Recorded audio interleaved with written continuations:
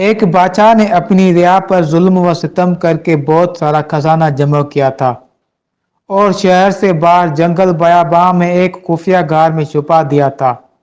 اس خزانہ کی دو چابیاں تھیں، ایک بادشاہ کے پاس اور دوسری اس کے معتمد وزیر کے پاس۔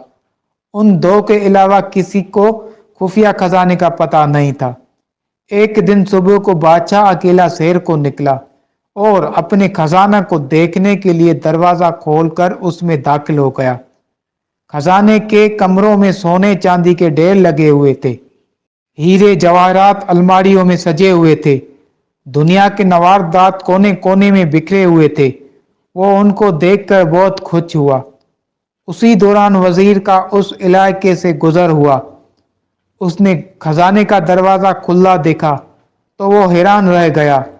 اسے خیال ہوا کہ کل رات جب وہ خزانہ دیکھنے آیا تھا شاید اس وقت وہ دروازہ بند کرنا بھول گیا ہو۔ اس نے جلدی سے دروازہ بند کر کے باہر سے مقفل کر دیا۔ ادھر بادشاہ جب اپنے دل پسند خزانے کے معائنے سے فارغ ہوا تو واپس دروازے پر آیا، لیکن یہ کیا، دروازہ تو باہر سے مقفل تھا۔ اس نے زور زور سے دروازہ پیٹنا اور چیخنا شروع کیا، لیکن افسوس اس کی آواز سننے والا وہاں کوئی نہ تھا۔ وہ لوٹ کر پھر اپنے خزانے کی طرف گیا اور ان سے دل بہلانے کی کوشش کی، لیکن بھوک اور پیاس کی شدت نے اسے تڑپانا شروع کیا۔ وہ پھر سے بھاگ کر دروازے کی طرف آیا، لیکن وہ دستور بند تھا۔ وہ زور سے چیخا، چلایا، لیکن وہاں اس کی فریاد سننے والا کوئی نہ تھا۔ وہ نڈال ہو کر دروازے کے پاس گر گیا۔ جب بھوک پیاس سے وہ بری طرح تڑپنے لگا، رینگتا ہوا ہیروں کی تجوری تک گیا۔ اس نے اسے کھول کر بڑے بڑے ہیرے دیکھے جن کی قیمت لاکھوں میں تھی۔ اس نے بڑے خواہشمندانہ انداز میں کہا، اے لاکھ پتی ہیرو، مجھے ایک وقت کا کھانا دے دو۔ اسے ایسے لگا جیسے وہ ہیرے زور زور سے کہہ کے لگا رہے ہوں۔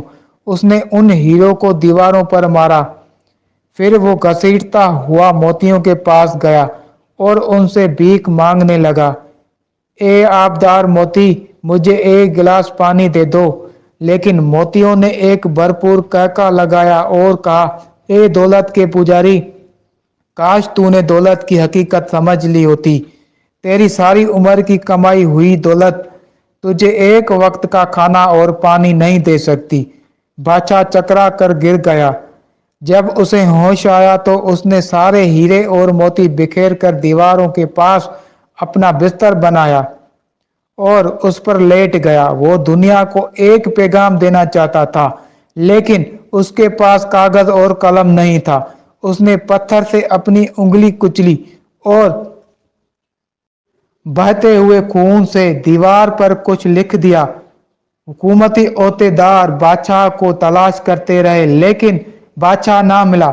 جب کئی دن تلاش بے سود کے بعد وزیر خزانے کا معائنہ کرنے آیا تو دیکھا بادشاہ ہیرے جواہرات کے بستر پر مڑا پڑا ہے اور سامنے کی دیوار پر خون سے لکھا ہے، یہ ساری دولت ایک گلاس پانی کے برابر بھی نہیں ہے۔